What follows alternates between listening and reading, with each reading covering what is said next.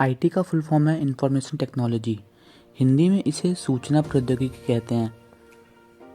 इस 21st century में technology हमारी ज़िंदगी का एक प्रमुख हिस्सा है।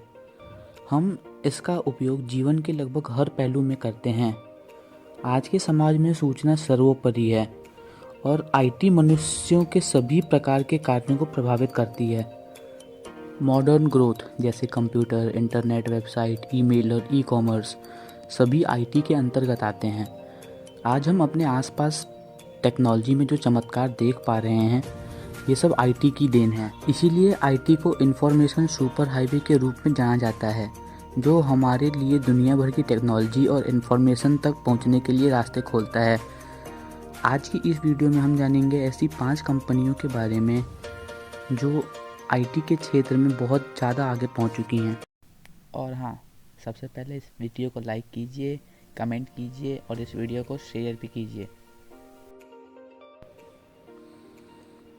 माइक्रोसॉफ्ट पूरी दुनिया में सबसे प्रमुख सॉफ्टवेयर बेचने वाली कंपनी है। इसके अलावा कंप्यूटर, मोबाइल और गेमिंग सिस्टम के लिए हार्डवेयर और क्लाउड की भी सेवा माइक्रोसॉफ्ट देती है। माइक्रोसॉफ्ट का हेडक्वार्टर रेडमंड, वॉशिंगटन, यूएस में है और करीब 60 से भी अधिक देशों में माइक्रोसॉफ्ट के ऑफिस हैं।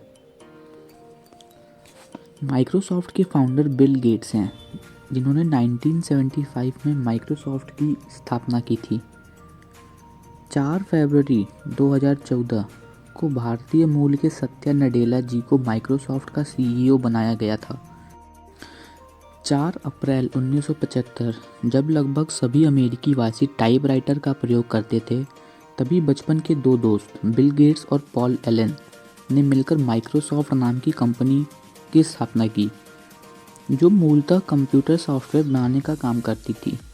बिल गेट्स ने अपनी ग्रेजुएशन की पढ़ाई बीच में छोड़ दी, तो वहीं उनके दोस्त एलन ने बोस्टन में प्रोग्रामर के तौर पर अपनी नौकरी छोड़ दी थी और अब दोनों खुद की कंप्यूटर सॉफ्टवेयर कंपनी बनाने की तरफ ध्यान केंद्रित करने लगे थे। बिल और एलन ने माइक्रो प्रोसेसर्स और सॉफ्टवेयर बनाने के लिए ही माइक्रोसॉफ्ट कंपनी की शुरुआत की थी। हालांकि पहले माइक्रोसॉफ्ट कंपनी न्यू मैक्सिको में थी, लेकिन बाद में इसे वॉशिंगटन स्टेट में ट्रांसफ़र कर दिया गया। माइक्रोसॉफ्ट कंपनी ने अपना पहला पर्सनल कंप्यूटर एल्टायर 8800 के लिए सॉफ्टवेयर बनाने का काम किया था। कंपनी ने अपने पहले पर्सनल कंप्यूटर के लिए MS-DOS ऑपरेटिंग सिस्टम को IBM को लाइसेंस दिया और बाद में अन्य कंप्यूटर कंपनियों ने MS-DOS को लाइसेंस देना शुरू कर दिया, जिसमें कोई ग्राफिकल इंटरफेस नहीं था और कस्टमर्स को प्रोग्राम खोलने के लिए कमांड में टाइप करने की आवश्यकता थी। कोई गंभीर बीमारी होने की वजह से 1983 में एलन ने माइक्रोसॉफ्ट को छोड़ दिया, लेकिन उनकी इस बीमारी का सफलतापूर्वक इलाज किया गया और एलन ने अपने करियर में कई और बिजनेस उपलब्धियां हासिल की। 1985 में माइक्रोसॉफ्ट ने एक ऑपरेटिंग सिस्टम विंडोज़ एक ग्राफिकल यूज़र इंटरफेस के साथ जारी किया, जिसमें ड्रॉप डाउन मेन्यू, स्क्रॉल बार और अन्य विशेषताएं शामिल थीं। अगले वर्ष कंपनी ने अपने मुख्यालय को रेडमंड, वॉशिंगटन में ट्रांसफ़र कर दिया और $21 मिलियन की हिस्सेदारी के साथ $21 प्रति शेयर पर सार्वजनिक हो गई। IBM का फुल फॉर्म होता है इंटरनेशनल बिजनेस मशीन्स। यह एक अमेरिकन मल्टीनेशनल टेक्नोलॉजी कंपनी होने के साथ साथ एक प्राइवेट कंपनी भी है। यह एक अमेरिकन कंपनी है जिसका हेडक्वार्टर एरमॉन्क, न्यूयॉर्क में है। यह एक फेमस रिसर्च ऑर्गेनाइजेशन जिसने लगातार 25 वर्षों से अमेरिका में अधिकांश पेटेंट के लिए काम किया है। यह कंपनी कंप्यूटर हार्डवेयर, मिडलवेयर और सॉफ्टवेयर को बनाता व बेचती है और साथ ही मेन फ्रेम कंप्यूटर से लेकर नैनो टेक्नोलॉजी के क्षेत्र में भी सेवाएं प्रदान करती है। IBM की कई इम्पॉर्टेंट इन्वेंशन कुछ इस प्रकार हैं: ऑटोमेटेड टेलर मशीन यानी ATM, the personal computer, the floppy disk, the hard disk drive, the magnetic strip card, the relational database, द UPC barcode, dynamic random access memory. IBM company की शुरुआत हरमन हॉलरीथ ने 16 जून 1911 को न्यूयॉर्क में की थी। शुरुआत में इस कंपनी का नाम कंप्यूटिंग टैब्यूलेटिंग रिकॉर्डिंग कंपनी यानी CTR था।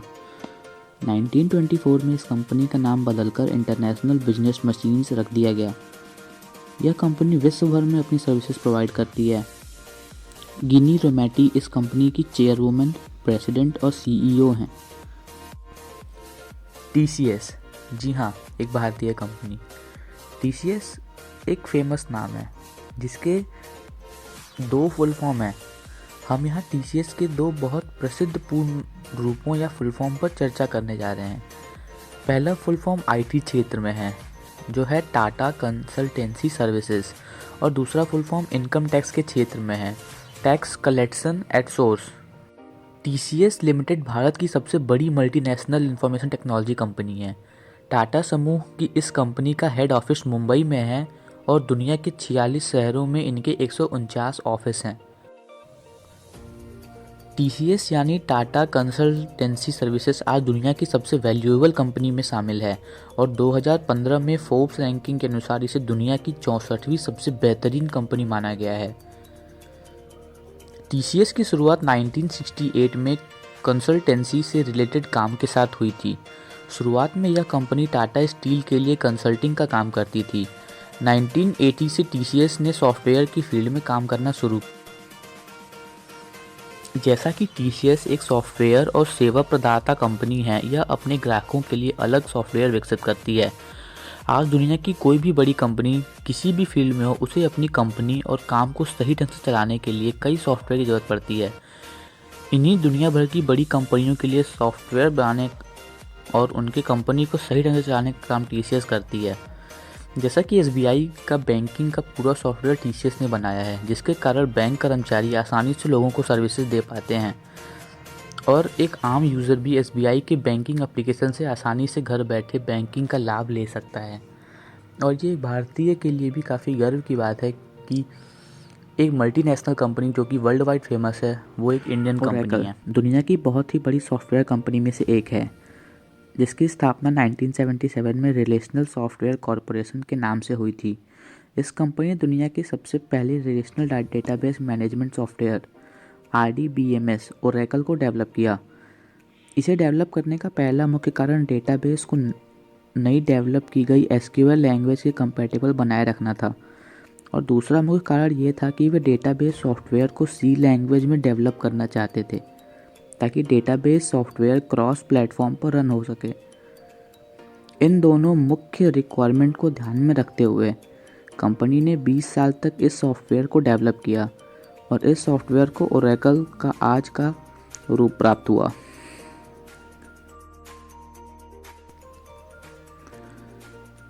ओरेकल के पहले और दूसरे वर्जन को कंपनी के नाम रिलेशनल सॉफ्टवेयर इनकॉर्पोरेटेड से ही मार्केट में लॉन्च किया था, जबकि तीसरे वर्जन को मार्केट में लाने के साथ ही कंपनी का नाम चेंज करके ओरेकल कॉर्पोरेशन कर दिया गया था।